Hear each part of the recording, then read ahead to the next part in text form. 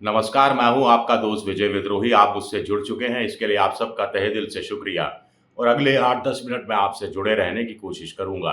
एकनाथ शिंदे ने मुख्यमंत्री पद से इस्तीफ़ा दे दिया है। इस्तीफ़ा देना भी लाज़मी था क्योंकि आज जो 14वीं विधानसभा थी, उसका कार्यकाल खत्म हो रहा था।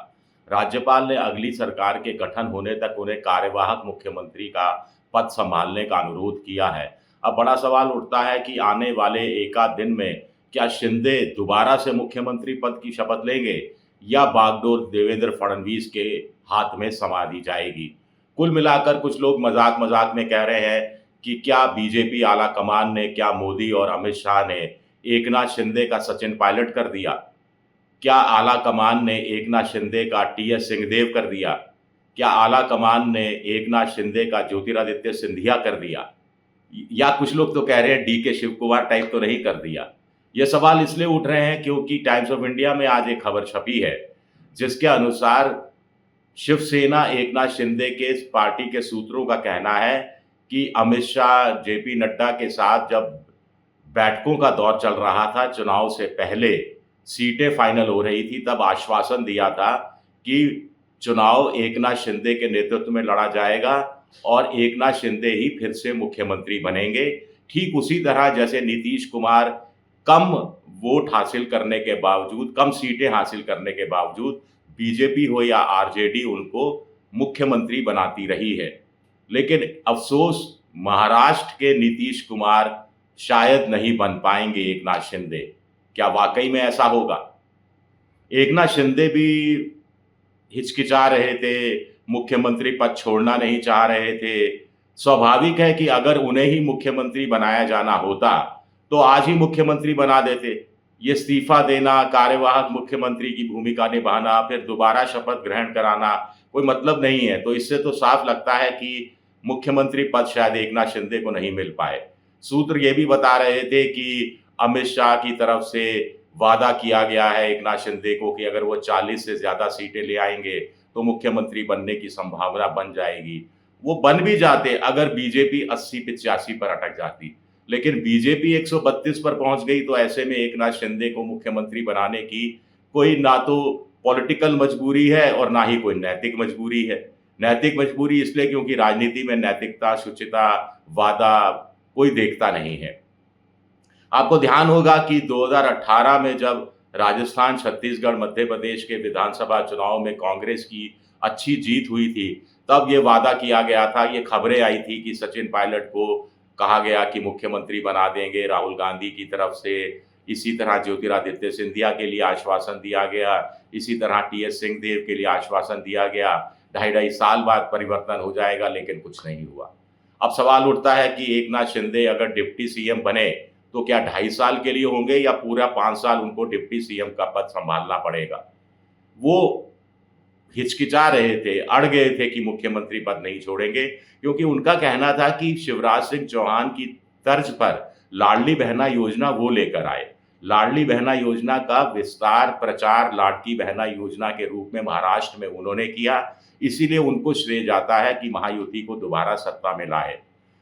उनका वोट ट्रांसफ़र भी हुआ, उनको लगा कि बीजेपी मुख्यमंत्री बना देगी, तो बीजेपी के उम्मीदवारों को भी उन्होंने अपना वोट ट्रांसफ़र किया, ख़ास तौर से मराठा इलाके में, जहां महेश झरांगे पाटिल के कारण बीजेपी से मराठे नाराज़ बताए जा रहे थे।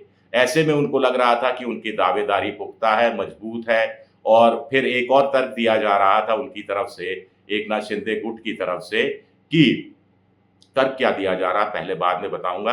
पहले बीजेपी के सूत्रों का कहना है कि अमित शाह ने साफ तौर पर ये कह दिया था एकनाथ शिंदे से कि आपके नेतृत्व में चुनाव लड़े जाएगा, लेकिन जब चुनाव के नतीजे आएँगे तो बीजेपी का पार्लियामेंट्री बोर्ड एकनाथ शिंदे और अजीत पवार के साथ बैठकर विचार-विमर्श करेगा, संवाद स्थापित करेगा और फिर सर्वसम्मति से किसी को मुख्यमंत्री बनाया जाएगा।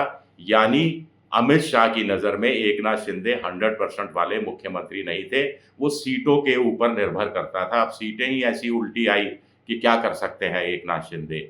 दूसरा ये भी कहा जा रहा है कि अमित शाह ने हालिया कुछ रैलियों में साफ कर दिया था कि हमने बहुत कुर्बानियाँ दी हैं, अब दूसरों को कुर्बानी देने का वक़्त है। यानी देवेंद्र फडणवीस चीफ मिनिस्टर थे, लेकिन डिप्टी चीफ मिनिस्टर चुपचाप बन गए। तो अब कहने का मतलब संकेतों में, राजनीतिक संकेतों में यही था कि अब कुर्बानी एकनाथ शिंदे को देनी पड़ेगी। संघ देवेंद्र फडणवीस का नाम आगे बढ़ा रहा था और मोदी ने भी बहुत पहले एक बार यही इशारा किया था कि दिल्ली में नरेंद्र हैं और महाराष्ट्र में देवेंद्र हैं। लेकिन एकनाथ शिंदे के तर्क भी मजबूत थे।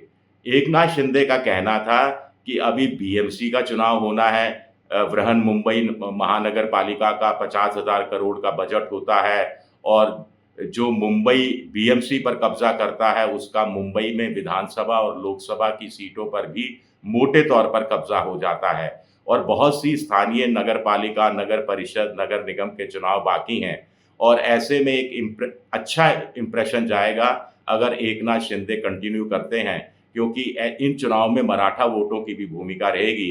एकनाथ शिंदे को मुख्यमंत्री पद से हटाया गया तो मराठा वोटर नाराज हो सकता है। दूसरा, एकनाथ शिंदे का तर्क था कि मैसेज नीचे तक जाएगा कि बीजेपी अपने छोटी पार्टियों को, अपने गठबंधन के साथियों को तरजीह देती है, उनकी इज्जत करती है, उनके साथ न्याय करती है, इंसाफ करती है, वादा खिलाफी नहीं करती है।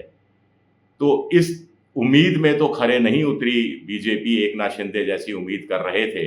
लेकिन एकनाथ शिंदे का आगे ये भी कहना था कि जरांगे पाटिल फिर मराठों का आरक्षण के लिए आंदोलन करेंगे। देवेंद्र फडणवीस से उनकी बिल्कुल नहीं बनती है, 36 का आंकड़ा है और गृह मंत्री रहते हुए देवेंद्र फडणवीस ने ही जरांगे के जो अनशन चल रहा था वहाँ लाठियां बरसाई थी तो मराठे बड़े नाराज हो गए थे। ऐसे में अगर एक मराठा मुख्यमंत्री यानी एकनाथ शिंदे मुख्यमंत्री के रूप में कंटिन्यू करते हैं तो वो मराठों का आंदोलन भी ढंग से संभाल पाएंगे। लेकिन वही सीटों का गणित। अब शुरुआत हमने की थी, क्या एकनाथ शिंदे महाराष्ट्र के सचिन पायलट हो गए? तो सचिन पायलट को 2018 में वादा किया था, नहीं बन पाए। 2023 में सरकार बदल गई। अब जरूर कहा जा रहा है कि सचिन पायलट के लिए कि गोविंद सिंह डोटासरा जो प्रदेश अध्यक्ष का कार्यकाल जैसे ही खत्म होगा उसके बाद सचिन पायलट को राजस्थान कांग्रेस का प्रदेश अध्यक्ष बनाया जाएगा।